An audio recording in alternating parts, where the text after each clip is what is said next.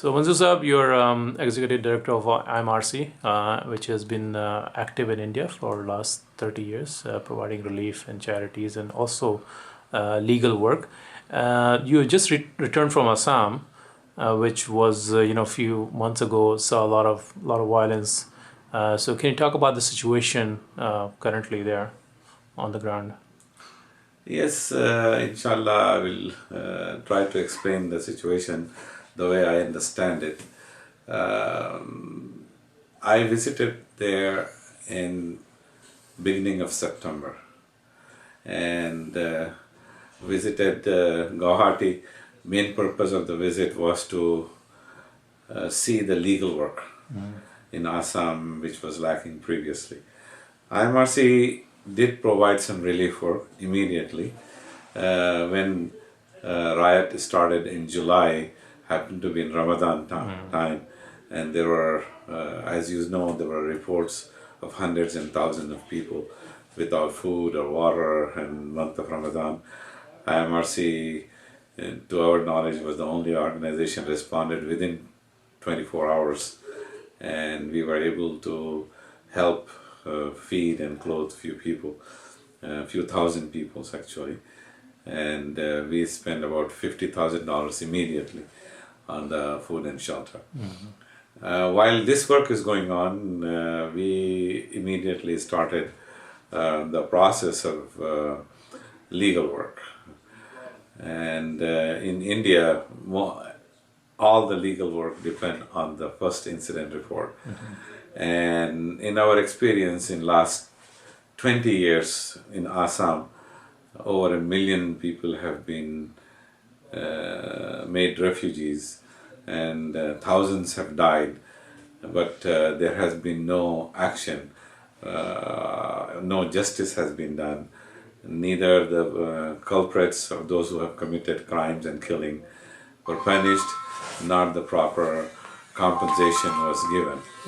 So it is very important for us to start working on this. So we find an alliance and work with the Center for Social Justice. We have signed an agreement, contract to start the work.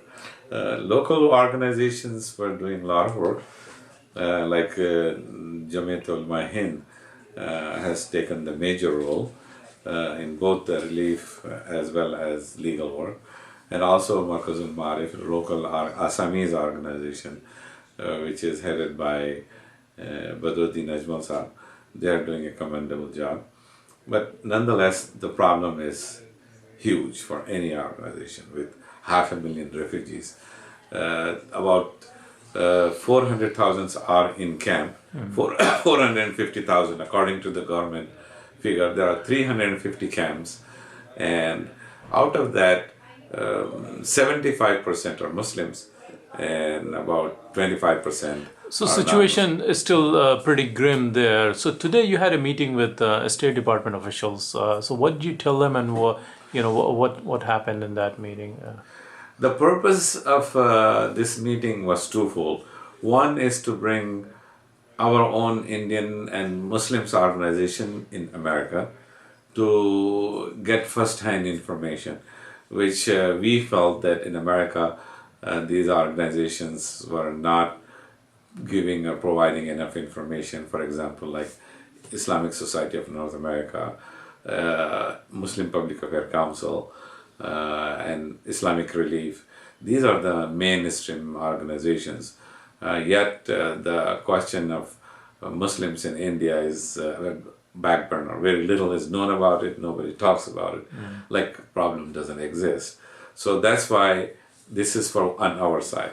On the other side, we wanted the State Department we had involved from the State Department two areas. One is Department of Freedom of Religion, because of the ethnic cleansing going on of the Muslims in Bodo areas, where a small minorities of Bodo unfortunately has the control of the area, and they doing ethnic cleansing and kicking out the Muslims from their own land and their homes, burning down the villages, and they are displacing.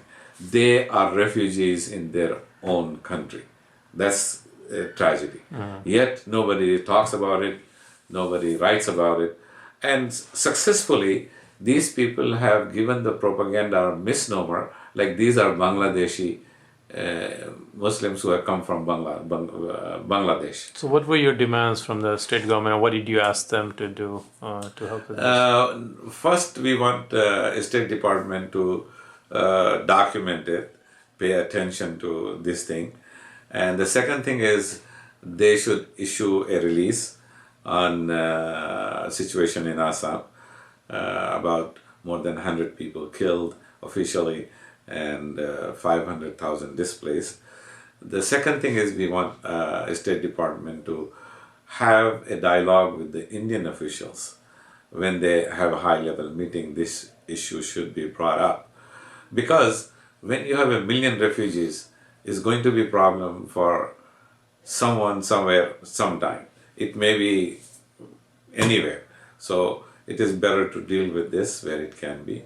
And the third thing is we can provide some aid for the feeding, like winter is coming now, warm clothes. And also, in my opinion, the most important thing they need is the legal aid. Because these people are not even aware of there is a legal process. So we have to educate them, have the information, file the FIRs. So far, Center for Social Justice and Jamiyat al-Mahin has completed till last week 33,000 FIRs out of 80,000. This will be the largest number of legal cases filed in the history anywhere. So, but this is a humongous task, and there is going to be a lot of time and effort and money required.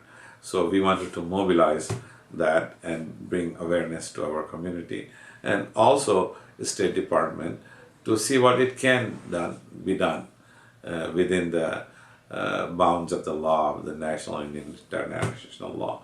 After all, there are laws for the refugees, the government to take care of their own refugees. And that is not happening in India, especially these Muslim refugees, in what I have seen during my visit.